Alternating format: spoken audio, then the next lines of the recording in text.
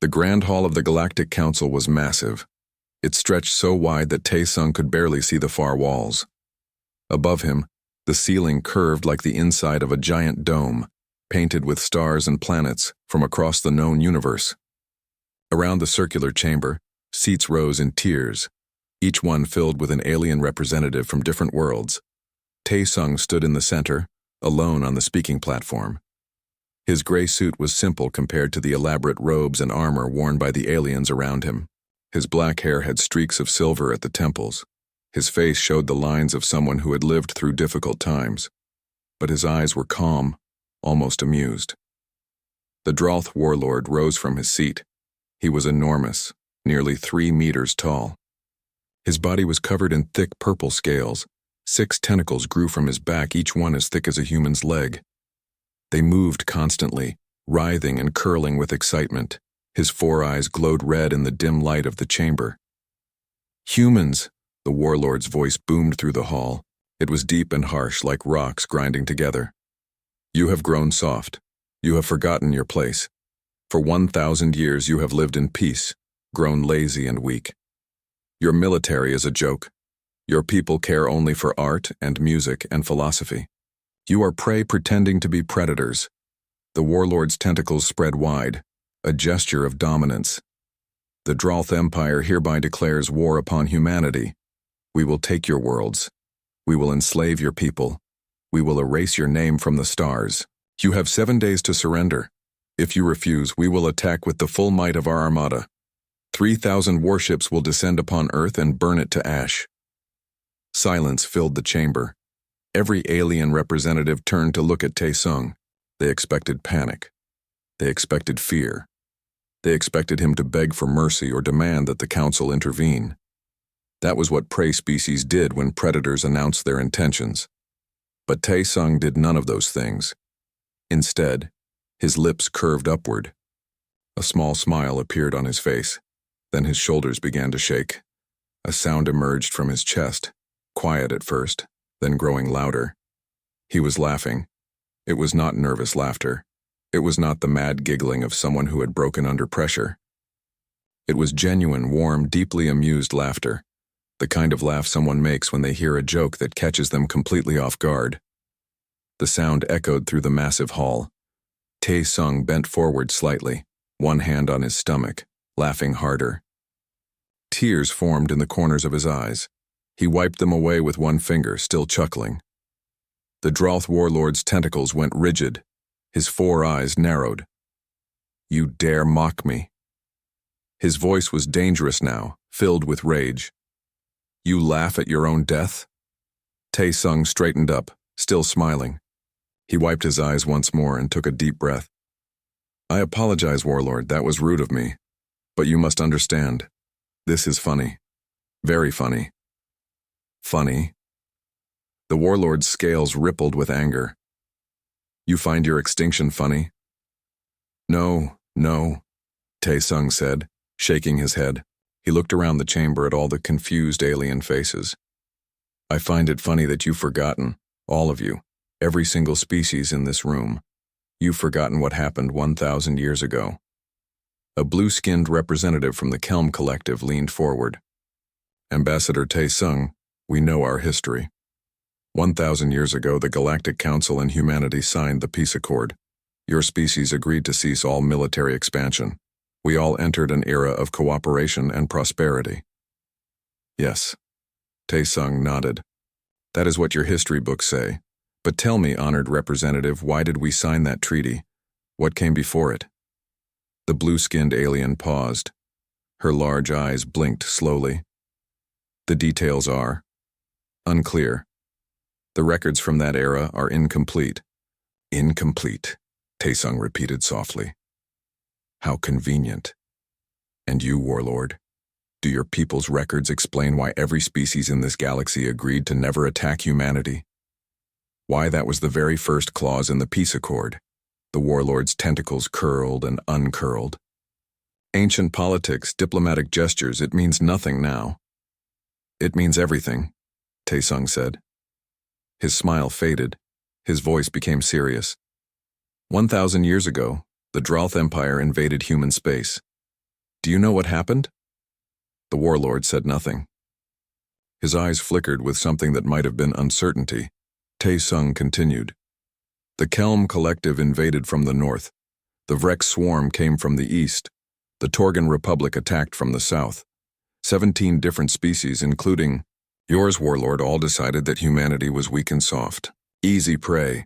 You all attacked at once. He walked slowly across the platform, his hands clasped behind his back. And do you know what humanity did? We won. We didn't just defend ourselves. We didn't just push you back. We crushed every single invasion force. We hunted your fleets across the stars. We burned your staging grounds. We demolished your supply lines. We brought the fight to your home worlds. Whispers began to spread through the chamber. Aliens turned to each other, speaking in low voices. The war lasted 3 years, Tae-sung said. By the end, humanity had demonstrated such overwhelming military superiority that total galactic annihilation became a real possibility. Your governments were terrified, so you came to us, begging for peace. And we gave it to you. Lies! The warlord roared. Our records show no such war. Of course they don't, Tae-sung said quietly. Because your governments erased them. All of you did. The humiliation was too great. The fear was too deep. So you deleted the records, rewrote your histories, and taught your children that the peace accord was an act of mutual goodwill. You forgot that it was humanity's mercy that saved you. He turned to face the warlord directly. But we didn't forget, warlord. Humans never forget. We remember every battle, every ship, every fallen soldier. We remember because we wanted to make sure we would never have to fight that war again. The smile returned to Tae-sung's face, but it was different now.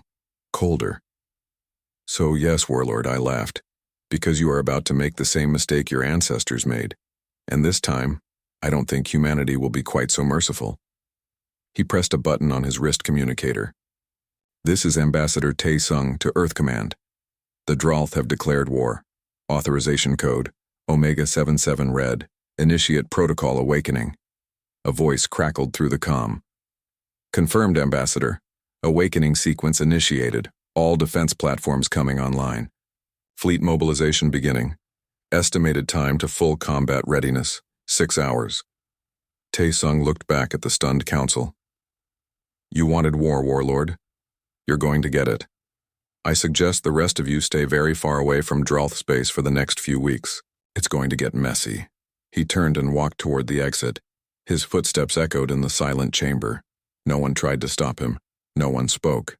They simply watched as the human ambassador left, his warning hanging in the air like smoke. The Dralth warlord stood frozen, his tentacles trembling. Somewhere deep in his genetic memory, something ancient stirred. A primal fear that his species had carried for 1,000 years, buried and forgotten, but never truly gone. And for the first time in his life, the mighty warlord felt true terror. Jiwoo pressed her palm against the scanner. The heavy metal door in front of her made a soft beeping sound, then slid open with a hiss. Cool air rushed out from the archive room beyond. She stepped inside, and the door closed behind her with a solid thunk. The room was not large, but every wall was lined with shelves. Data crystals glowed softly in the darkness, each one containing thousands of files. This was sub-level 7 of the Earth Historical Archives, the deepest level, the most restricted. Jiwoo was only 26 years old, but she had spent 8 years studying to become a certified historical researcher. Even so, she had never been allowed down here before, until today. Today, everything had changed. Ambassador Tae-sung had personally authorized her access. His message had been brief: find the truth. Share it with everyone. Jiwoo walked to the main terminal and placed her hand on the interface. The screen lit up, casting blue light across her face. Her hands were shaking slightly. She knew what she was looking for. The records from 1,000 years ago. The real records. The ones that the galaxy had tried to erase. She typed in her search query: military history, year 2025 to 2028. Galactic War. The system processed for a moment, then files began to appear on the screen. Hundreds of them, thousands, battle reports, casualty lists, strategic analyses, ship manifests, communications logs. All of it carefully preserved, hidden away where the galaxy could never find it. Jiwoo opened the first file. It was a message from Admiral Kim, commander of Earth's Third Fleet. The date stamp showed it was from exactly 1,000 years ago. Her eyes moved across the text and her heart began to pound. The Dralth invasion fleet has entered the Sol system. Enemy force composition: 847 warships, 234 troop carriers, 89 support vessels. Total enemy strength, approximately 1,170 ships. They are moving toward Earth at combat speed. Estimated time until engagement, 4 hours. All human forces have been scrambled. We are outnumbered 3-1. Request permission to engage with full authorization. Jiwoo opened the next message. It was the response from Earth Command, sent just minutes after Admiral Kim's request. The reply was only 2 words: permission granted. She scrolled down to the after-action report filed 6 hours later. Her breath caught in her throat. The Battle of Sol had lasted 4 hours and 17 minutes. The Dralth invasion force had been completely destroyed. All 170 ships. The human fleet had lost only 12 vessels, 12 ships, against more than 1,000. Jiwoo sat back in her chair, staring at the screen. This was impossible. No military in the galaxy could achieve such numbers. No technology was that advanced. But the report was detailed, precise, filled with technical data and sensor readings. It was real. She opened more files. The Kelm Collective had attacked human colonies in the Alpha Centauri system. They brought 2,300 warships. Humans destroyed them all in 2 days. The Vrex Swarm, famous for their overwhelming numbers and fearless warriors, had sent 15,000 attack drones to overwhelm Earth's defenses. The drones were eliminated in 90 minutes. Not a single one reached the planet's surface. Jiwoo kept reading. She lost track of time. Hours passed. The story that emerged from the files was astonishing. 17 alien species had invaded human space, believing humans were weak and easy to conquer. They had been catastrophically wrong. Humanity had not just defended itself. It had counterattacked. Human fleets appeared in alien systems, moving faster than anyone thought possible. Human weapons cut through alien shields like they were made of paper. Human ships dodged attacks that should have been impossible to avoid. Human marines boarded alien vessels and captured them intact, learning all their secrets. One file particularly caught Jiwoo's attention. It was a communication intercept from the Torgan Republic's High Command. The date showed it was from 2 years into the war. The message was marked as highest priority, sent directly to the Torgan Emperor. Your Majesty, the human fleet has appeared in the Torgan home system. They bypassed all our defense stations. They destroyed our orbital defense platforms in 17 minutes. They are now holding position above our capital world. They have sent a message. They say they could destroy our planet right now, but they won't. They say they want peace, not genocide. They are giving us one chance to surrender. I recommend we accept immediately. We cannot win this war. Jiwoo found similar messages from every species that had attacked Earth. Every single one ended the same way. Surrender. Please. We cannot fight them. They are too powerful. She opened a video file. The footage was grainy, recorded by a Dralth combat camera during a space battle. Jiwoo watched as a single human destroyer engaged 3 Dralth battlecruisers. The battlecruisers were enormous, each one 5 times the size of the human ship. They fired their weapons. Brilliant beams of energy shot toward the destroyer. The human ship moved. It was impossibly fast, rolling and diving through space. The energy beams missed. All of them. The destroyer accelerated toward the battlecruisers. It fired once. A single missile streaked through the void. It struck the lead battlecruiser directly in the center. There was a flash of light, and then the massive alien ship simply came apart, breaking into thousands of pieces. The other 2 battlecruisers tried to run. The destroyer caught them in less than a minute. 2 more missiles. 2 more kills. 3 battlecruisers destroyed by 1 destroyer in less than 90 seconds. The video ended. Jiwoo found her hands were shaking again. She pulled them back from the keyboard and pressed them together. This was the truth the galaxy had forgotten. This was why the peace accord had been signed. Not because humans were peaceful. Because they were terrifying. She opened one final file. It was the peace accord itself, the original document. She had read the public version many times. But this version was different. It had annotations, notes written by the human negotiators. Next to Clause 1, which stated that no species would ever attack humanity again, there was a note written by Ambassador Park, the human representative who had negotiated the treaty.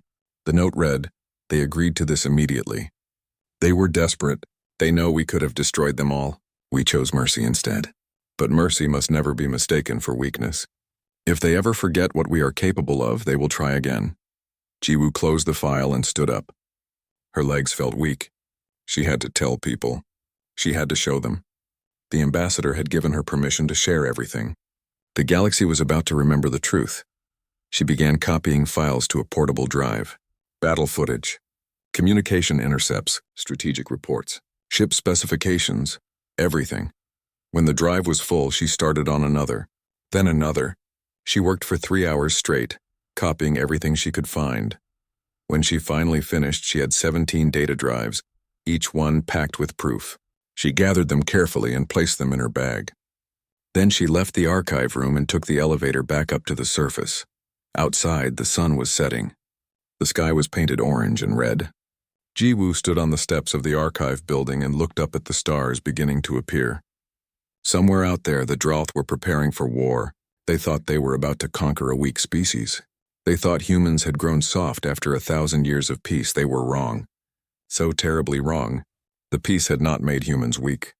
It had simply allowed them to focus on other things: art, music, philosophy, science. But the military had never truly gone away. It had been waiting, hidden, ready for the day when it would be needed again. Jiwoo pulled out her communicator and began making calls. First to the major news networks, then to the educational broadcasts, then to the public data streams. She uploaded files to every platform she could access. Within minutes, the truth began spreading across Earth and all the human colonies. People would watch the videos. They would read the reports. They would learn what their ancestors had done 1,000 years ago, and they would understand. The peace was not a sign of human weakness. It was a gift that humanity had given to the galaxy, a gift that the Drauth had just foolishly rejected. Jiwoo smiled. It was a small, sad smile. She did not want war. No one did.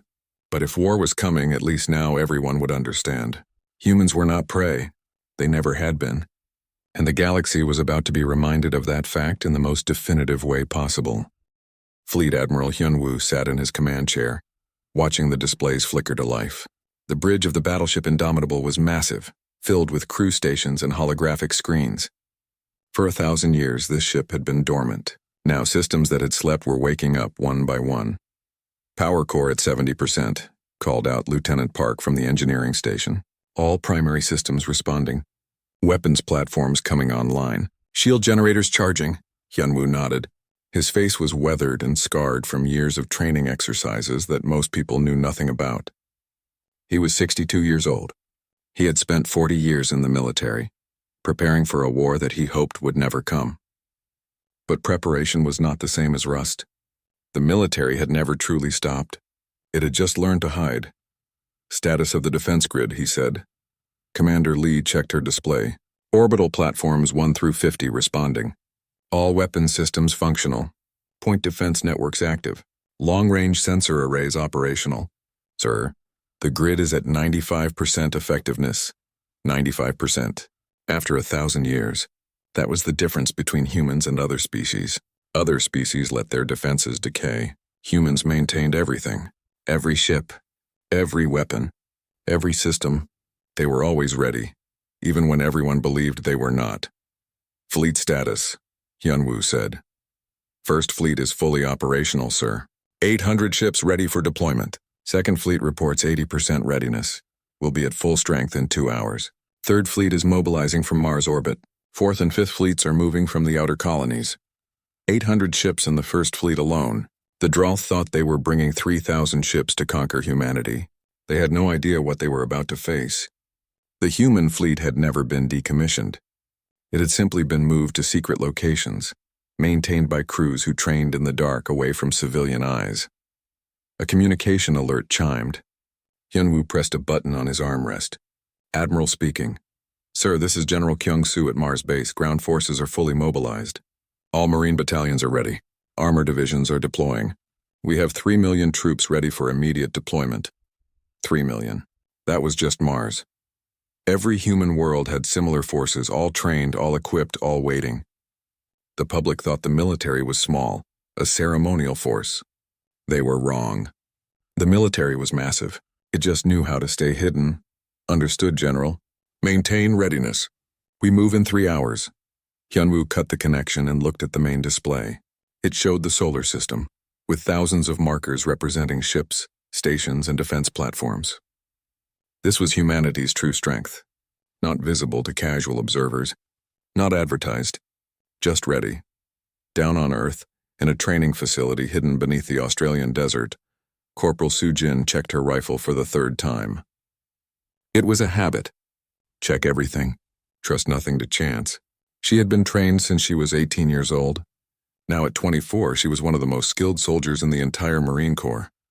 Around her, 50 other Marines were doing the same, checking weapons, testing armor, running system diagnostics. They had trained for this moment their entire careers. They knew it might never come, but they had prepared anyway because that was what professionals did. "All right, Marines," called out Sergeant Dongwook. He was a big man, broad-shouldered and intimidating. His voice could shake walls. "You've all seen the news by now. The Dralth have declared war. They think we're soft. They think we're weak. They're about to learn a very painful lesson." He walked down the line, looking at each Marine. "We've been training in secret for our entire lives. The civilians think the military is small. They think we're just for show. They're wrong. We are the sword that humanity keeps hidden, and now it's time to unsheath that sword."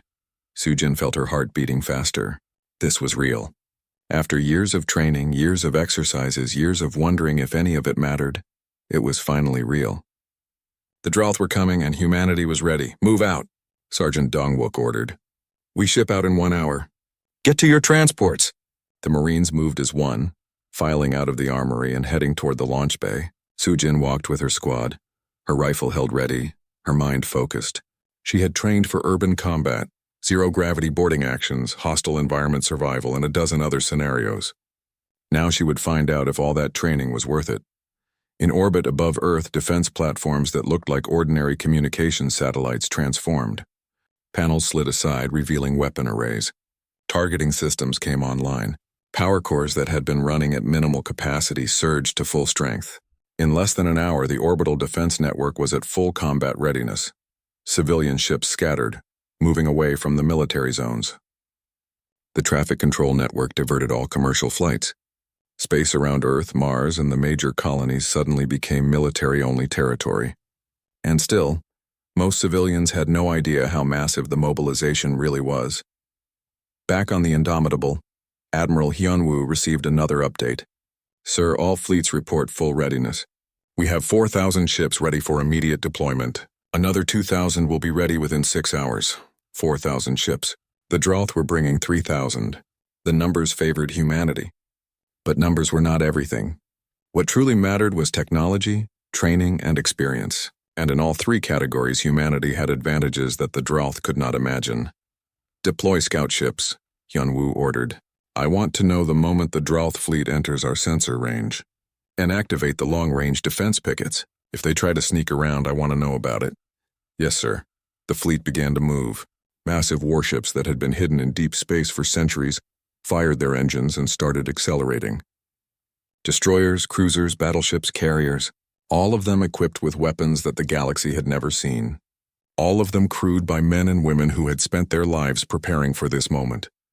Hyunwoo stood up from his command chair and walked to the main viewport. Through the transparent metal, he could see other ships moving into formation. Hundreds of them spreading out in precise patterns, each one taking its assigned position. It was beautiful in a terrible way, beautiful and deadly. He thought about Ambassador Taesung at the Galactic Council, laughing at the Dralth warlord's declaration of war. Hyunwoo understood that laughter now. It was not mockery. It was pity. The Dralth had no idea what they had awakened. They thought they were attacking sheep. They were about to discover they had challenged wolves. "Admiral," said Commander Lee, "we're receiving word from the colonies. All defense forces are mobilized. All populations have been moved to secure shelters. All civilian ships have been evacuated from potential combat zones." "We are ready, sir."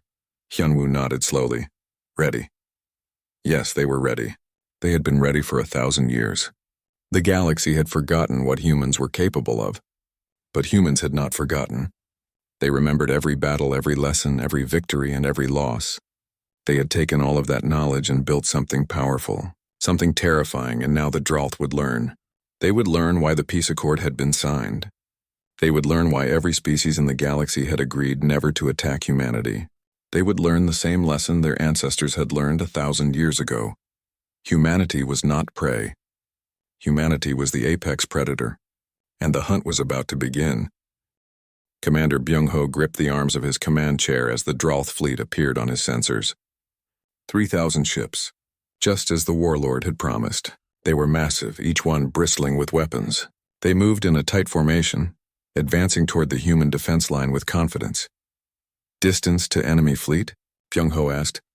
2 million kilometers and closing, sir, replied the tactical officer. They're maintaining formation. Speed is constant.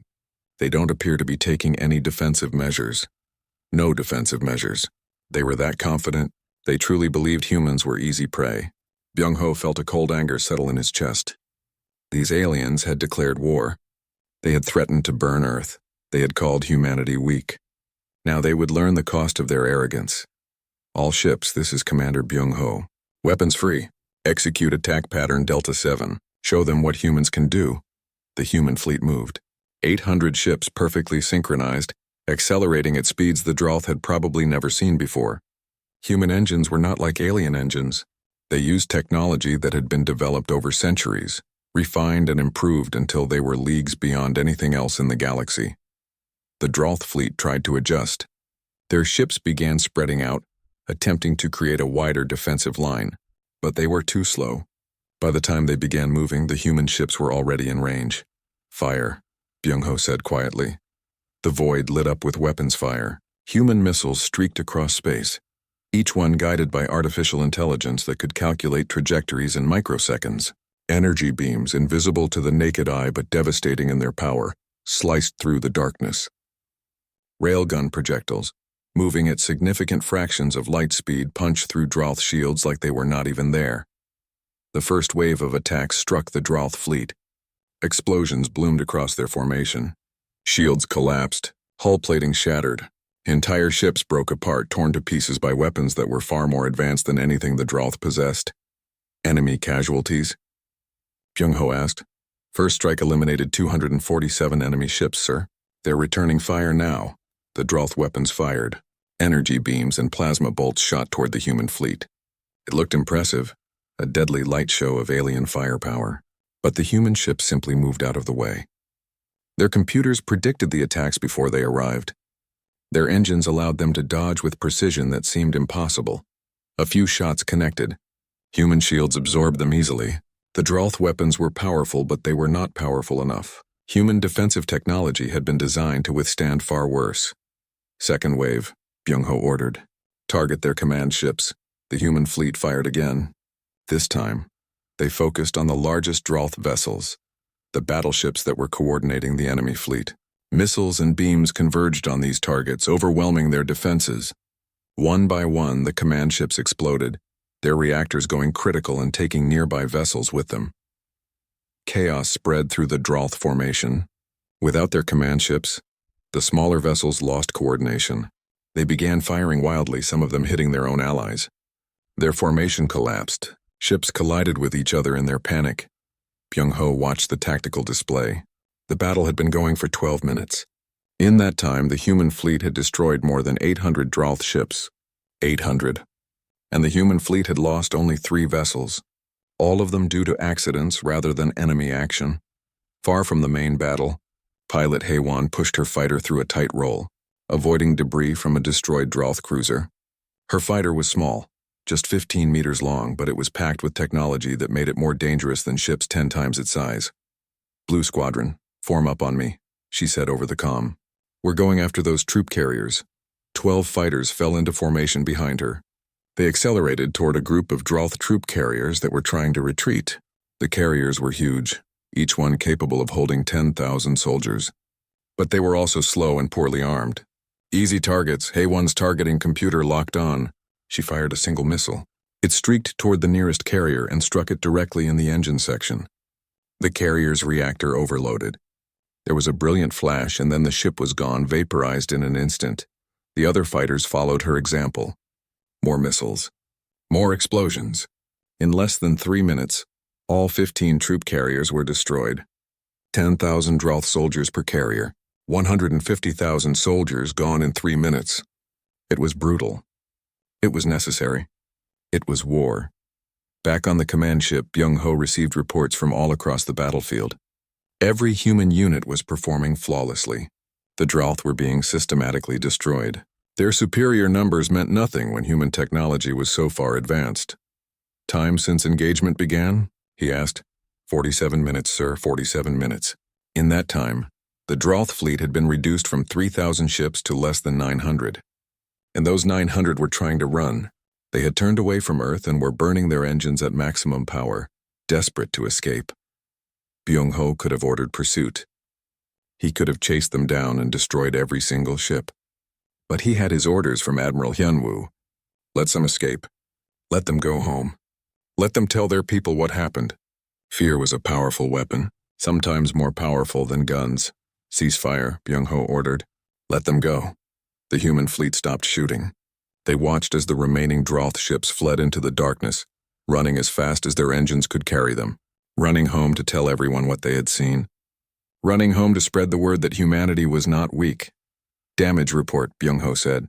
We lost 3 ships, sir. Minor damage to 17 others. Casualties are minimal. Total enemy losses. 2,212 ships confirmed destroyed. 873 escaped. 3 ships lost. Against 3,000. The numbers were almost embarrassing. Byung-ho felt no pride in this victory. It was not a fair fight. It had never been a fair fight. The Droth had made a terrible mistake, and they had paid for it with thousands of lives. He opened a secure channel to the Droth warlord. He knew the warlord was on one of the fleeing ships. His sensors had tracked the command vessel. The warlord answered the hail after a moment. His face appeared on the screen. He looked defeated, terrified. Warlord, Byung-ho said. His voice was calm, almost gentle. You declared war on humanity. You threatened to destroy our worlds. You called us weak. I hope you understand now that you were wrong. The warlord said nothing. His tentacles hung limp. His eyes stared at the screen with the hollow look of someone who had seen something beyond comprehension. Go home. Byung-ho continued. Tell your people what happened here. Tell them that humanity gave you mercy once before 1,000 years ago. Tell them that we have given you mercy again today. But tell them this too. There will be no third chance. If you ever attack us again, we will not stop until your entire species is dust. Do you understand? The warlord nodded slowly. His voice was barely a whisper. We understand. Good. Byung-ho cut the connection. He sat back in his chair and looked at his crew. They were all young, most of them in their 20s or 30s. They had trained their entire lives for this moment. And they had performed perfectly. The battle was over. 72 hours after the Droth had declared war, their invasion force had been completely destroyed. Not scattered, not defeated, destroyed. And the message had been sent not just to the Droth but to every species in the galaxy. Humanity remembered. Humanity was ready, and humanity would not tolerate aggression. The Galactic Council chamber was different this time. The seats were full as always, but the atmosphere had changed completely. Where before there had been confidence and casual arrogance, now there was fear. Representatives who had previously lounged in their seats now sat upright, alert, nervous. Ambassador Tae-sung walked to the center platform. His steps echoed in the silent hall. Every eye followed him. Every being in the chamber knew what had happened. The news had spread across the galaxy in less than a day. The Droth invasion had been destroyed in 72 hours. 3,000 ships reduced to wreckage. Behind Tae-sung walked Jiwoo, the young historian. She carried a data tablet in her hands. On it were all the files she had discovered in the archives. All the proof of what humanity had done 1,000 years ago. All the truth that the galaxy had tried to forget. Tae-sung reached the center and turned to face the council. He did not smile this time. His face was serious, almost sad. He looked around the chamber, meeting the eyes of representatives from dozens of species. Some of them looked away. Others stared back with expressions of shock and fear. Members of the Galactic Council, Tae-sung began. His voice was calm but carried clearly through the hall. I stand before you again. When I was here last, I laughed at the Droth warlord's declaration of war. Many of you thought I was insane. Some thought I was mocking the warlord. But I was not. I was laughing because you had all forgotten something very important. He gestured to Jiwoo. She stepped forward and activated the display screen. Images appeared in the air above the chamber. Battle footage from 1,000 years ago. Human ships destroying alien fleets. Planets under siege. Desperate messages from alien governments begging for peace. 1,000 years ago, Taesung said, 17 species invaded human space. You believed we were weak. You believed we would be easy to conquer. You were wrong. Catastrophically wrong. We defeated every single invasion. We destroyed your fleets. We burned your military bases. We brought the war to your homeworlds. More images appeared. A human destroyer engaging 3 alien battleships and winning. Marine forces storming an alien command station. A human fleet appearing in orbit above an alien capital world. Weapons armed but not firing. Waiting for surrender. And then, Taesung continued, when you were defeated, when your species faced potential extinction, we offered peace. Not because we had to. We could have destroyed you all, but we chose mercy instead. We signed the peace accord. We agreed to limit our military. We agreed to never invade your worlds. We agreed to live in peace. He paused, letting the words sink in. Around the chamber, representatives shifted uncomfortably in their seats. Some were seeing these images for the first time. Others were remembering things their governments had tried to make them forget. But you forgot, Taesung said. There was no anger in his voice, only sadness. Your governments erased the records. They rewrote your histories. They taught your children that the peace accord was a mutual agreement between equals. They lied to you about what really happened. And over time, those lies became the accepted truth. The Kelm representative stood up. Her blue skin had paled to almost white. Ambassador Taesung, if what you say is true, then why did humanity never tell us? Why did you allow us to forget? Taesung looked at her. Because we wanted peace. Real peace. Not peace based on fear, but peace based on cooperation. We believed that if we could all move forward together, if we could build something better, then maybe the past could stay in the past. We wanted to give the galaxy a chance to grow beyond war. And it worked, he continued. For 1,000 years we have lived in peace. No major wars. No invasions. Species working together, trading, sharing knowledge. It was beautiful. It was everything we hoped for. His expression hardened. But then the Droth forgot. They looked at humanity and saw weakness where there was only restraint. They confused our mercy for inability. They declared war. And they forced us to remind them, and all of you, why the peace accord exists. Another representative stood, this one from the Torgan Republic. His voice shook slightly. Ambassador, on behalf of the Torgan people, I apologize. We had no idea. Our government never told us about the war. We never knew what humanity had done for us.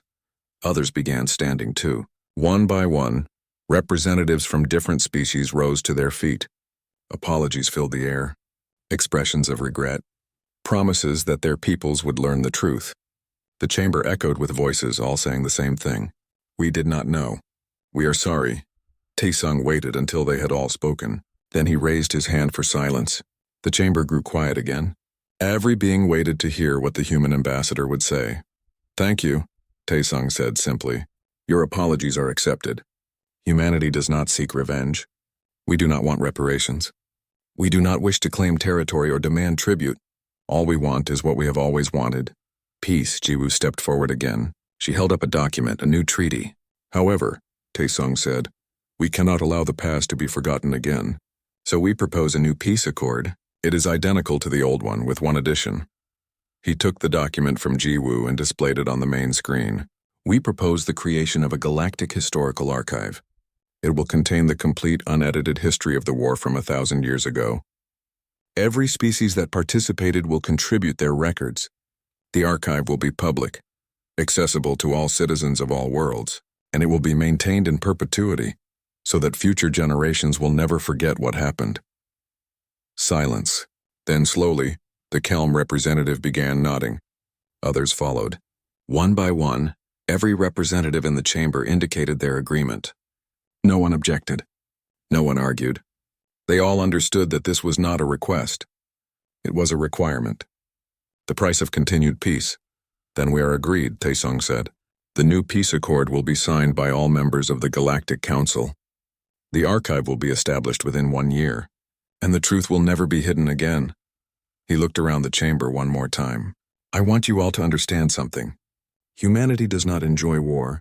We do not take pleasure in destruction. We fight only when we must, and we prefer peace to conflict.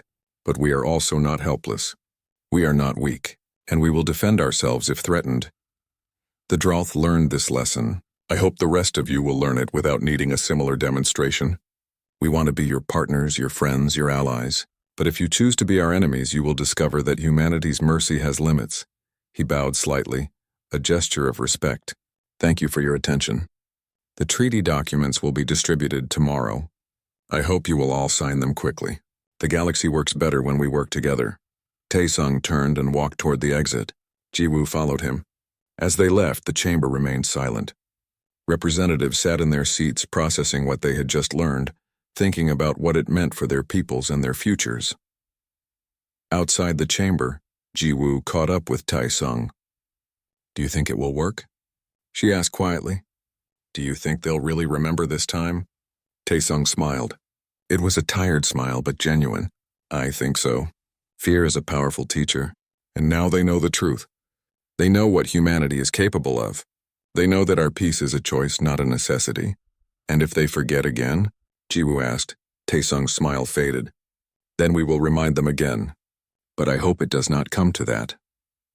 I truly hope that this time the lesson will last. They walked down the corridor together, leaving the Galactic Council behind. Above them, through the transparent ceiling, stars shone in the darkness of space. Billions of stars, billions of worlds, billions of lives, all of them connected by the fragile bonds of peace. Peace that humanity had fought for. Peace that humanity had bled for. Peace that humanity had chosen again and again, even when war would have been easier. Back on Earth, Fleet Admiral Hyunwoo received word that the new treaty had been accepted. He stood on the bridge of the Indomitable and looked at his crew. They had fought brilliantly. They had performed their duties with precision and skill, and now hopefully they could go back to sleep. Begin demobilization, Hyunwoo ordered. Return all ships to standby status. Stand down from combat readiness, but maintain the training schedules. We stay ready always. Yes, sir, Commander Lee replied. She understood. The military would never truly demobilize. It would simply go back to hiding, back to preparing, back to waiting, because that was what professionals did. They stayed ready even in peacetime, especially in peacetime. Down in the Marine barracks, Corporal Soo-jin cleaned her rifle and stored it carefully. She had not fired a single shot in anger. The war had ended before the Marines were needed. Part of her was relieved. Another part was disappointed. But mostly she was just tired. Think we'll have to do this again? Asked one of her squad mates. Soo-jin shrugged. Maybe, maybe not. But if we do, we'll be ready. And that was the truth. Humanity would be ready. Always ready. Because they had learned the hardest lesson in the universe. Peace must be maintained through strength. Mercy must be backed by capability. And sometimes the kindest thing you can do is show others exactly why they should never fight you. The Droth had learned. The galaxy had learned. And hopefully the lesson would last. Hopefully, humanity could go back to creating art and music and philosophy